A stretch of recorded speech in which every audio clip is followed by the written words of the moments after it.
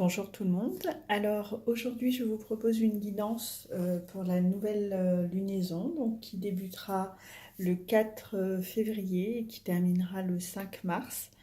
Donc pour cette guidance j'ai utilisé deux jeux. Donc l'oracle des fées de Lucy Cavendish et Umrazai de Marie-Christine Chambon. Alors j'ai tiré deux cartes de chacun de ces jeux pour voir un petit peu s'il y avait des notions qui se complétaient dans chacun de ces duos. Alors avec Umrazai, donc la magie de l'initiatrice, je prends conscience de l'expression raffinée de ma nature sexuelle innée. Donc c'est une carte qui est rattachée à l'énergie de l'impératrice. La deuxième carte, la délicatesse, le corps en extase, l'âme en émoi, le cœur en joie. Elle appelle la poésie de l'esprit. Donc là, c'est une carte qui est dans l'énergie du monde. Et avec l'oracle des fées, la princesse du voile, communication, relation.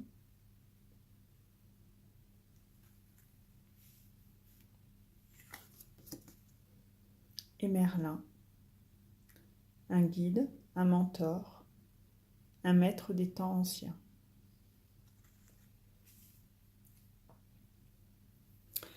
Alors si je commence par cette première carte, la magie de l'initiatrice. Donc tout ce rouge, je ne sais pas comment je pense que je vais la garder comme ça pour que vous puissiez bien voir. Parce que l'illustration effectivement m'a évoqué plein de choses. Déjà il y a une prédominance de rouge qui est très, très importante. Donc ce rouge qui renvoie à la passion, au feu intérieur. Voilà, cette nouvelle lune en plus elle est dans l'énergie du sabbat d'Imbolc. Donc on retrouve cette idée de feu intérieur qui se rallume avec Imbolc. Donc c'est le feu de la vie, c'est le feu qui est associé aussi à la sexualité, vous voyez. Elle nous parle de nature sexuelle innée. Voilà, donc il y a une dimension qui est associée à la sexualité, à la sensualité. On voit qu'il y a une forme un peu de cœur qui se forme ici. Donc il y a cette idée de se reconnecter en fait à notre magie personnelle, à notre magie intérieure et à ce feu créateur que l'on porte en soi. Et en fait, on retrouve bien cette notion d'allumer le feu intérieur en soi avec cette bougie unique que cette femme regarde avec intensité, en fait. Donc il y a aussi cette notion de se reconnecter au corps, puisqu'on est dans une dimension sexuelle, donc sexuelle, sensuelle. Donc il y a l'idée de se reconnecter aussi à son corps et à sa puissance. Voilà, la puissance qu'il y a aussi dans tout ce qui peut animer le corps. C'est bien sûr une carte qui renvoie au féminin sacré. Moi, ça m'a particulièrement interpellée par rapport à la bénédiction de l'utérus, justement. Donc il y a la première bénédiction mondiale de l'utérus qui est prévue pour la pleine lune de février, donc le 19. Donc voilà, je pense que c'est aussi cette énergie-là qui ressort dans cette carte. Il y a aussi l'idée d'unir l'esprit et la matière. Vous voyez, de pas dissocier en fait ce côté sacré quelque part de le ramener dans la matière. Et c'est au travers de la sexualité sacrée que l'on peut faire cette redescendre cette énergie du sacré dans la matière et voilà, marcher un parcours d'amour initiatique d'une certaine façon. Alors, amour initiatique avec soi, mais aussi avec l'autre, voilà, dans nos différents échanges, dans nos différentes relations. C'est une carte qui nous parle aussi, bien sûr, de créativité, hein, avec tout ce rouge. Il y a du passage à l'action, de la passion, de la détermination aussi, je trouve, dans ce regard. Ouais, de la détermination. La magie de l'initiatrice. En fait, c'est comme si on était cette initiatrice et on est en même temps l'initié. Vous voyez, d'avoir cette double vision en fait des choses, peut-être de transmettre au travers des initiations, des guidances que l'on peut donner aux autres, retransmettre ce que l'on a pu comprendre quand en tant qu'initié en fait. Vous voyez je sais pas ce que ouais, c'est comme si on je fais ça comme geste. On basculait, on switchait en fait de la place d'initié à la place d'initiatrice. Voilà. Je sais pas comment ça va résonner pour vous.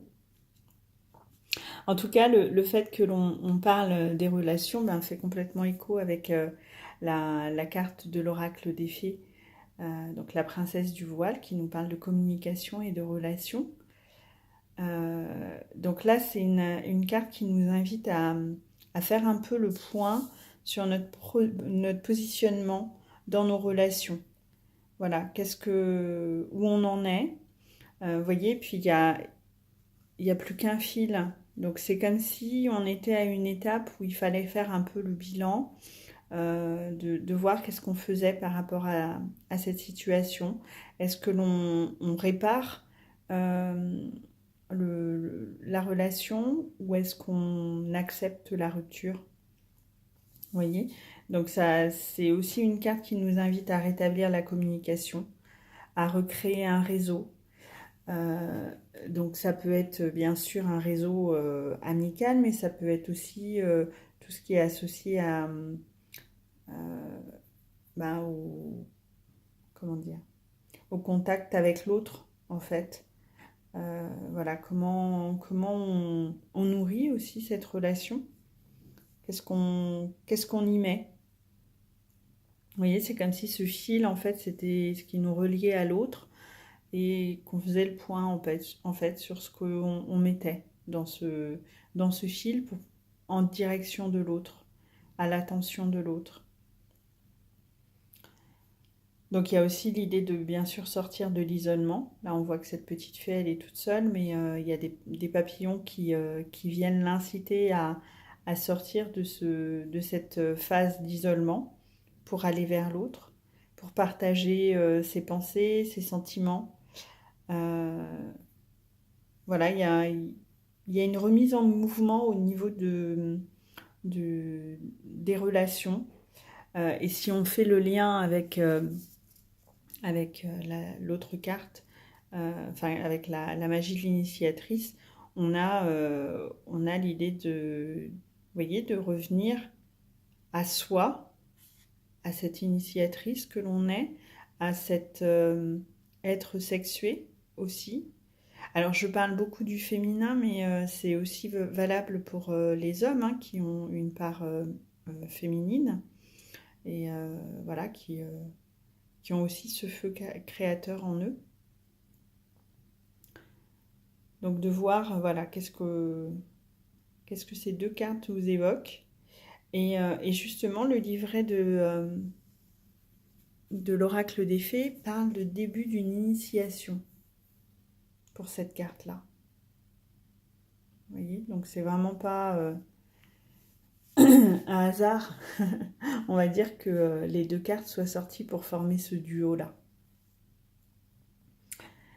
Voilà pour ces deux premières cartes. Donc ouais, une idée d'initiation, d'impulsion, de vie, de laisser opérer notre magie personnelle aussi, euh, qui passe bien sûr par ce que notre cœur peut nous souffler, et d'insuffler ça en fait dans nos relations, dans les réseaux que l'on crée autour de nous, et de se réajuster s'il y a besoin, voilà, de voir qu'est-ce que on souhaite diffuser dans ces différentes relations. Euh, voilà, pour se nourrir aussi, probablement, même certainement. Alors, si on regarde l'autre duo, donc pour commencer la délicatesse. Alors, ce qui m'a interpellée quand j'ai vu les deux cartes, c'est que vous voyez tout le rouge que l'on a à l'extérieur enfin dans la carte plus exactement, la magie de l'initiatrice, c'est comme si ce rouge se concentrait finalement dans la robe de la femme. Donc comme si elle avait intégré toute la puissance de l'initiation qu'elle a pu vivre.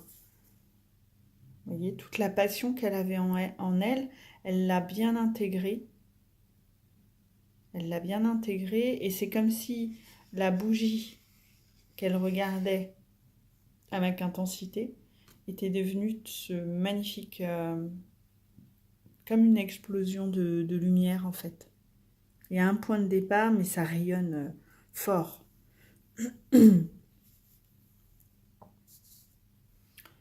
Ça rayonne fort, ouais.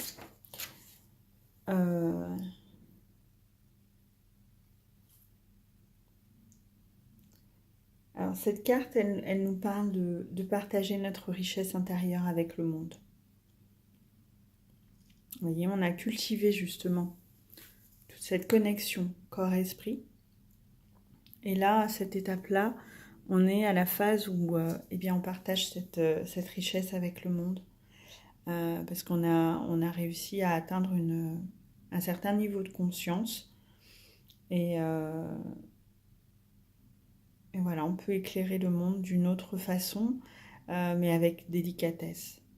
Le corps en extase, donc on est bien sur cette partie-là. Le corps en extase. L'âme en émoi.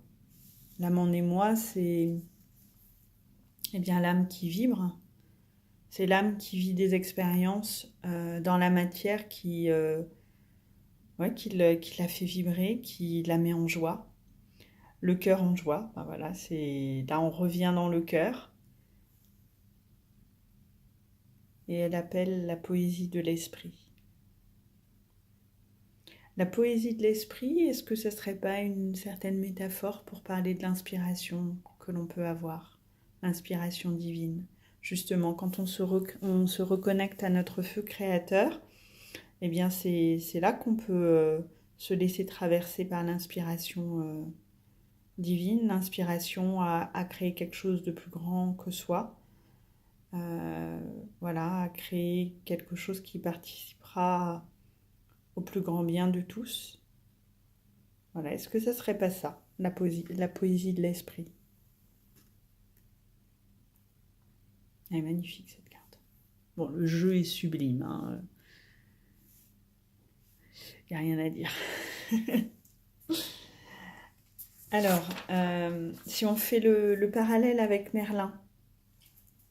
Alors, Merlin, c'est une carte qui est sortie à l'envers. Je ne sais pas pourquoi. Pourtant, je n'utilise pas les cartes à l'envers avec ce jeu. Mais elle est à l'envers. Voilà. Donc, vous voyez ce que ça peut peut-être vous évoquer, ce que je vais vous dire, en imaginant que le fait que la carte soit sortie à l'envers, eh bien, ça renforce encore plus son message. Ça vient pas forcément parler de blocage, mais ça renforce le message, à mon sens. Donc cette carte, elle nous parle de trouver un guide ou d'en devenir un. voyez, hop, on refait le lien avec la magie de l'initiatrice. Vous voyez, ce positionnement d'être à un moment donné l'enseignant et à d'autres l'enseigner. Donc, on retrouve cette notion-là. Donc, c'est une carte aussi qui nous invite à rester connecté à notre intuition pour pouvoir vraiment pleinement profiter des enseignements de la vie. C'est aussi une carte qui nous parle de notre magie personnelle. Donc vraiment, c'est comme si en fait on avait sorti la carte qui symbolise le féminin sacré d'un côté et le masculin sacré de l'autre. Enfin, je sais pas, c'est... Ouais, il y a peut-être un peu de ça. Euh, ouais, d'accepter notre propre magie, de faire confiance à notre intuition. Et oui, il y a quelque chose qui m'a interpellée dans le livret. Euh, et j'ai noté du coup, réveiller, révéler la sagesse de notre ADN dormant. Euh, En fait, dans notre ADN, il y a une très très grande partie de, voilà, des gènes qui ne sont pas activés et qui nous permettent, en fait, au fur et à mesure de notre évolution et ouais, de notre évolution de conscience, eh bien d'accéder à des connaissances, à des savoirs, à des compréhensions que l'on n'avait pas avant. Et en fait, ce sont eh bien, des éléments que l'on a reçus de nos lignées précédentes, mais aussi de nos vies précédentes, et qui s'activent au fur et à mesure de notre élévation de conscience. Donc cette carte, elle vient peut-être aussi nous dire que eh bien, dans cette étape de lunaison, eh bien, on va peut-être avoir des opportunités pour pouvoir se reconnecter à des parties de notre ADN dormant, donc à des connaissances, à des compréhensions que l'on n'avait pas auparavant, mais qui sont déjà en nous. Euh, et ça renforce le message de faire confiance à son intuition et d'être attentif en fait aux synchronicités et et aux signes en fait qui pourraient eh bien, aller dans ce sens.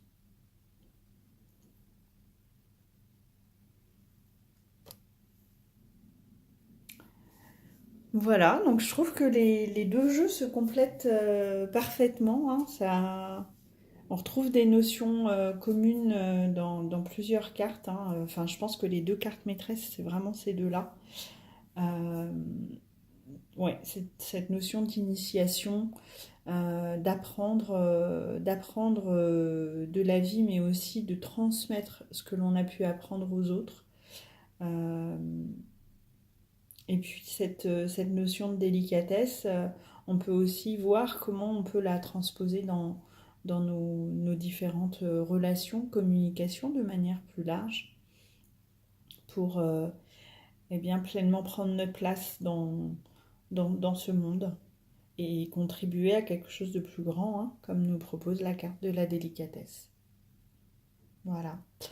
Eh bien, je vous remercie d'avoir regardé cette petite guidance pour la nouvelle lunaison. Ben, n'hésitez pas à me dire en commentaire si ça vous parle, voilà, si ça résonne en vous. Euh, Personnellement, je pense que je ferai le rituel que Marie-Christine propose pour la magie de l'initiatrice. Voilà, je pense que mes deux cartes de travail ce mois-ci seront ces deux-là. Parce que voilà, ça me parle très très très très fortement, cette notion d'initiation d'être un coup l'enseigné, un coup l'enseignant. Euh, En plus, bon, la carte 33 qui ressort avec mon chemin de vie, ça me parle. Ça me parle fortement. Et si on regarde, en fait, tout fait 3. Ouais, tout fait 3 parce que là, ça fait 3. L'impératrice, c'est le 3. La princesse du voile, elle a la carte numéro 12, donc 1 plus 2, ça fait 3. 33, bah, on a 2 fois 3. Et le monde, ben, 2 plus 1, ça fait 3. Voilà. Bon, ben, je pense qu'il y a quelque chose aussi à creuser avec le chiffre 3. avec peut-être la carte de l'impératrice aussi, avec l'énergie de l'impératrice, cette énergie de création, de créativité, et d'ancrer aussi des choses dans la matière. La création, c'est ça, c'est ancrer les choses dans la matière. Donc voilà, peut-être poursuivre la réflexion autour de ce chiffre 3 aussi.